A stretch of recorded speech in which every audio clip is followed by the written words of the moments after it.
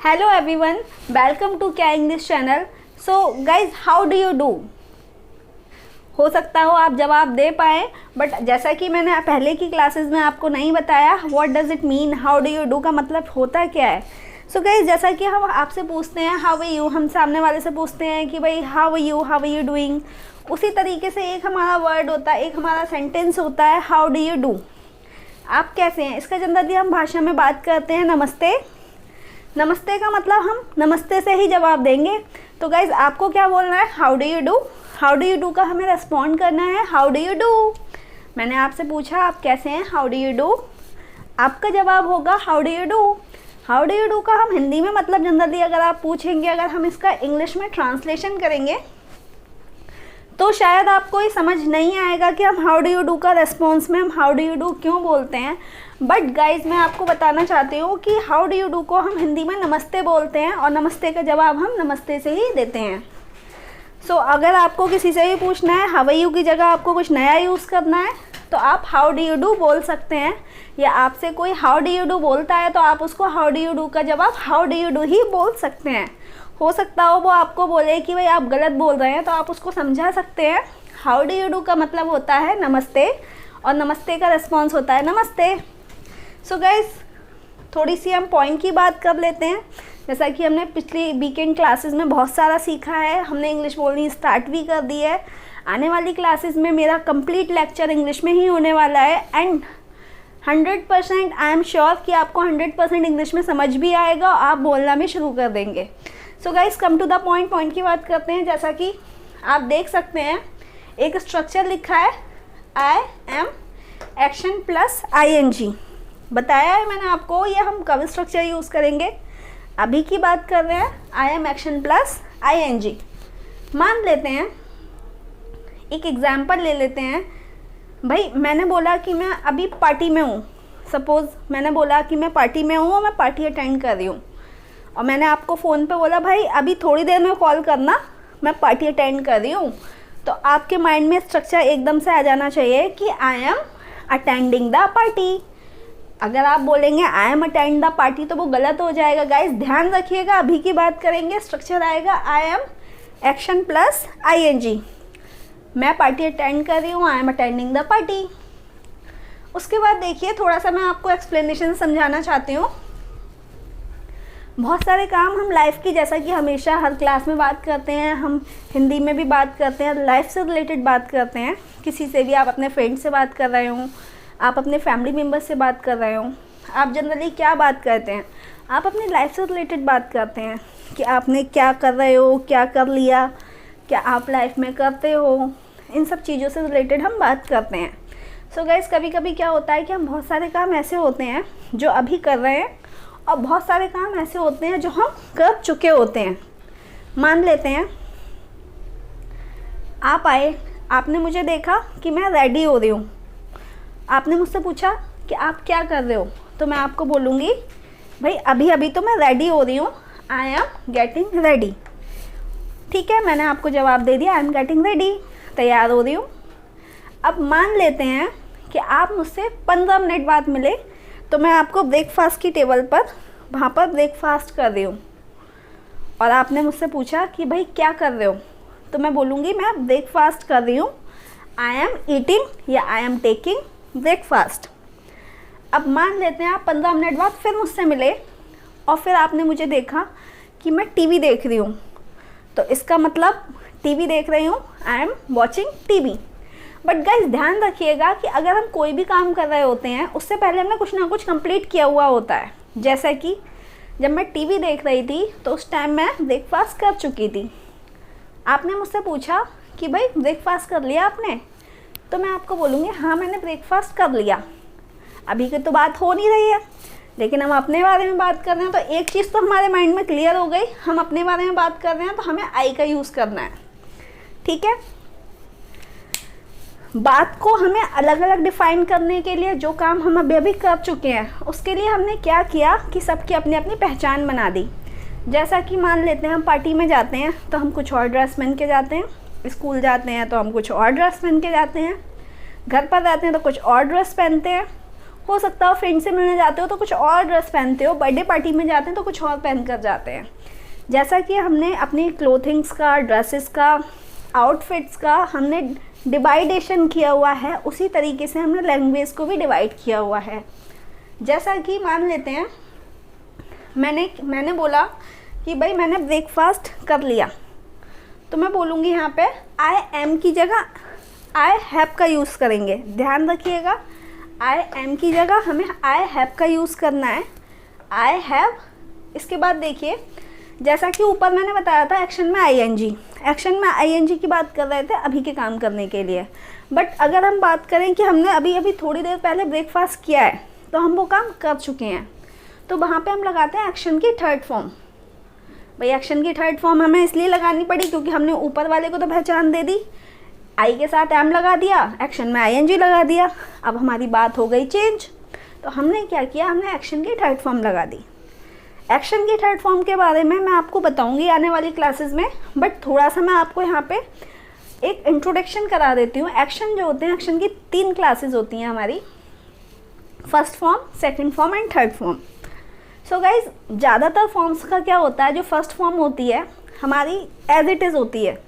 Second form और third form में हम क्या करते हैं, फॉर्म के पीछे हम ईडी का यूज़ कर लेते हैं। ईडी का यूज़ कैसे कर लेते हैं, जैसे कि मैंने बोला कि भाई मैंने अपनी फ़ीस, मैं स्कूल में खड़ी हूँ, लाइन में खड़ी हुई हूँ और मुझे अपनी फ़ीस जमा करनी है। आप आए और आपने मुझसे पूछा क्या कर रही हो लाइन में, तो मैं बोलूँगी फ़ीस जमा कर रही हूँ, I am depositing the fees. मेरा नंबर आया, मैंने फ़ीस जमा की और उसके बाद मैं लाइन से हट गई। उसके बाद आप मुझे फिर से मिले, 5-7 मिनट बाद फिर आए और फिर आपने पूछा कि भाई फ़ीस जमा कर दी आपने, तो मैं आपसे बोलूँगी हाँ जी मैंने फ़ीस जमा कर दी, काम तो हो चुका मेरा, अब कर तो नहीं रही हो। तो मुझे बोलना होगा आई हैव, जमा करने को हम जनरली बोलते हैं डिपॉजिट, डिपॉजिट बोलेंगे। तो हमने क्या किया, हमने आई हैव डिपॉजिट को आगे हमने ईडी का यूज़ उसमें और कर दिया, तो हमारा हो गया deposited, I have deposited my fees. बहुत आसान स्ट्रक्चर है, माइंड में सेट करिए इसको, फोकस करिए कि एग्जैक्टली हमें बोलना क्या है। हमें हिंदी टू इंग्लिश ट्रांसलेशन नहीं करना है, हमें इंग्लिश में ही सोचना है और इंग्लिश में ही रिस्पॉन्ड करना है। जैसा कि आप इंग्लिश मूवीज़ देखते हैं, सो ऐसा नहीं है कि हम इंग्लिश मूवीज़ को ट्रांसलेट करते हैं पहले हिंदी में कि भाई इसने ये लाइन बोली अब हम इसे ट्रांसलेट करेंगे फिर हम समझेंगे। वो इंग्लिश में बात करती है, आप इंग्लिश में समझते हैं। प्रॉब्लम कहाँ आती है, जब हम इंग्लिश बोलने वाले होते हैं तो हम हिंदी में सोचते हैं, उसके बाद हम उसको ट्रांसलेट करते हैं, फिर इंग्लिश बोलते हैं, जहाँ पे हमें थोड़ा सा टाइम लग जाता है। इस वजह से हम ऑन टाइम रिस्पॉन्ड नहीं कर पाते। इंग्लिश हो सकता हो आपको ऑलरेडी आती हो, बट एग्जैक्टली जो हमारा मेन पॉइंट है वो ये है कि हमें इंग्लिश में ही सोचना है। सो गाइज, हमने इसमें ईडी लगा दिया। आपको 80% फॉर्म्स ऐसी मिलेंगी एक्शंस की जिसमें हम ईडी लगा दें तो वो थर्ड फॉर्म बन जाती है। जैसा कि मैंने बोला मैंने फ़ीस सब जमा कर दी, I have deposited my fees. एक एग्जाम्पल और ले लेते हैं। मान लेते हैं आप मेरे रूम में आए और आपने बोला भाई होमवर्क कर रहे, क्या कर रहे हो आप, और आपने मुझे देखा कि मैं होमवर्क कर रही हूँ, बट फिर भी हम पूछ लेते हैं भाई क्या कर रहे हो आप। तो मैंने बोला आपसे कि भाई मैं होमवर्क कर रही हूँ, मैं अपना होमवर्क कंप्लीट कर रही हूँ, तो अभी कर रही हूँ, मुझे माइंड में सेट है मेरे पास कि भाई मुझे I am action plus ING लगाना है, तो मैं बोलूँगी आई एम कंप्लीटिंग। कंप्लीट करने को कंप्लीट ही बोलेंगे, पूरा करने को कंप्लीट बोलेंगे। I M completing my homework. आप 10 मिनट्स बाद आए और आपने मुझसे पूछा कि होमवर्क हो गया, जैसा कि हमारी मम्मी पूछती हैं, हमारे ट्विटर पूछते हैं या हमारे बड़े भाई बहन पूछते हैं, तो मैं बोलूँगी हाँ जी मेरा होमवर्क हो गया। तो मैं बोलूँगी यहाँ पे आई हैव, आई के साथ हैव लगाएंगे जब हो गया हो हमारा काम। आई हैव कंप्लीटेड, जैसा कि मैंने बताया ईडी लगाना है, थर्ड फॉर्म बनाने के लिए हमें यहाँ पे ईडी लगाना होगा। I have completed my homework, बोल दिया आपने, उसको समझ आ गया कि आपका होमवर्क हो गया है। एक कंडीशन और है यहाँ पे, ध्यान रखिए, जब हम अपने बारे में बात करेंगे तभी हम आई हैव का यूज़ करेंगे। जैसा कि आप हमेशा से जानते हैं, हम सामने वाले की बात करेंगे तो मैं बोलूँगी you have completed your homework. वो बात की बात करेंगे जो थर्ड फॉर्म है, सामने वाले की बात हम बाद में करेंगे, पहले हमें अपने बारे में इंग्लिश में जवाब देना आना चाहिए। सो गाइस, मैंने यहाँ पे बहुत सारे एक्शंस लिखे हैं, मैं आपको इलेबोरेट कर देती हूँ। Surf the internet, SURF the net. Surf the net होता है मतलब इंटरनेट को चलाना। इंटरनेट चलाना सिस्टम है, आप गूगल पे काम कर रहे हो, गूगल पे सर्चिंग कर रहे हो या आप सोशल साइट्स चला रहे हो, उसको बोलेंगे सर्फ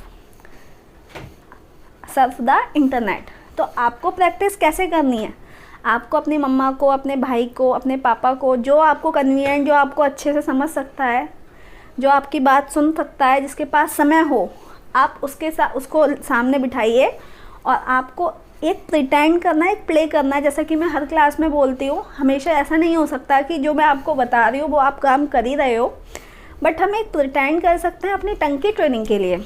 जैसा कि मैं बैठ जाऊँगी अपने फ्रेंड के पास और मैं उसको बोलूँगी भाई मैं इंटरनेट चला रही हूँ, तो आपको माइंड में अपने आप बोलना है I am surfing the internet.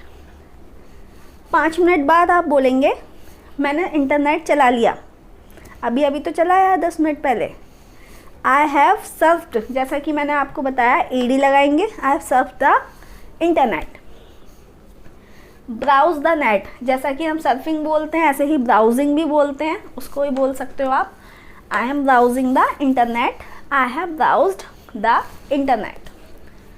Chat online, generally हम फेसबुक, व्हाट्सएप, इंस्टाग्राम, बहुत सारी सोशल साइट्स हैं जिसमें हम चैटिंग भी करते हैं। तो मैंने अभी हाथ में मेरे पास फ़ोन है और मैं अपने फ्रेंड को मैसेज कर रही हूँ, तो मैं बोलूँगी आई एम चैटिंग, जैसा कि ING हमें लगाना है अभी की बात करने के लिए। आई एम चैटिंग ऑनलाइन, और मैंने फ़ोन को बंद किया और रख दिया, तब मैं बोलूँगी आई हैव चैटेड। ED हमें लगाना है क्योंकि हमने जो काम कर लिया है उसकी बात कर रहे हैं, आई हैव चैटेड ऑनलाइन। उसके बाद देखिए राइट माई ब्लॉग। हो सकता हो आप ब्लॉगिंग के बारे में ना जानते हो और हो सकता हो आप ब्लॉगिंग के बारे में जानते हो। बहुत सारे लोग होते हैं ब्लॉगिंग करते हैं, वो अपने बारे में लिखते हैं, अपनी पर्सनल डायरीज़ में लिखते हैं, अपनी पर्सनल नोटबुक बना लेते हैं, इंटरनेट पर बहुत सारी एप्लीकेशंस को इंस्टॉल करके रखते हैं। सो राइट माई ब्लॉग, अगर आप अपना ब्लॉग लिख रहे हैं तो आप बोलेंगे I am writing my blog, और आपने ब्लॉग लिख लिया तो I have written my blog. So guys, यहाँ पे आपके माइंड में एक क्वेश्चन होगा, इस बार मैम ने ED नहीं लगाया, रीज़न मैंने आपको बोला था जो 90%, 80% टू 90% फॉर्म्स ऐसी होती हैं जिसमें हम ED लगाएंगे और काम निकल जाएगा। जैसे डिपॉजिटेड, कंप्लीटेड, प्लेड, बहुत सारी फॉर्म्स आपको, आप जब अपनी बुक खोलेंगे और उसमें फॉर्म्स देखेंगे, मैं आपको डिस्क्रिप्शन बॉक्स में भी इसका लिंक दे दूँगी, सो दैट आपको फॉर्म्स के बारे में थोड़ी सी और जानकारी हो जाएगी। बहुत सारी फॉर्म्स ऐसी होती हैं जिसका हमें प्रीव्यू थोड़ा सा चेंज करना पड़ता है, जिसे हमें याद भी करना पड़ता है। सो यहाँ पे हमारी राइट की जो थर्ड फॉर्म होगी राइट, सेकंड फॉर्म रोट, और जो थर्ड फॉर्म होगी वो होगी रिटन। सो गाइज, मैं बोलूँगी I have written my blog. याद करना नहीं है, प्रेशर नहीं डालना आपको। अपनी फॉर्म, अपनी बुक में जो मैं आपको लिंक दूंगी उसमें बहुत सारी फॉर्म्स ऐसे दिखाई देंगी जो शायद 200, 300, 400, 500 भी हो सकती हैं। याद नहीं करना है, ये सब चीज़ें हमें यूज़ करते करते आ जाती हैं। I have written my blog. Reserve a seat, कभी कभी होता है कि भाई हमें ऑनलाइन मूवी देखनी है, या मान लेते हैं हमें टिकट बुक करना है सिनेमा का, हमें मल्टीप्लेक्स का टिकट बुक करना है, और आप सिस्टम पे बैठे हुए हैं, मम्मा आई, मम्मा ने बोला भाई क्या कर रहे हो, तो आप बोल सकते हैं मैं अपनी सीट रिज़र्व कर रहा हूँ, I am reserving my seat. और आपने कर ली तो I have reserved my seat, ED लगा दिया हमने यहाँ पर।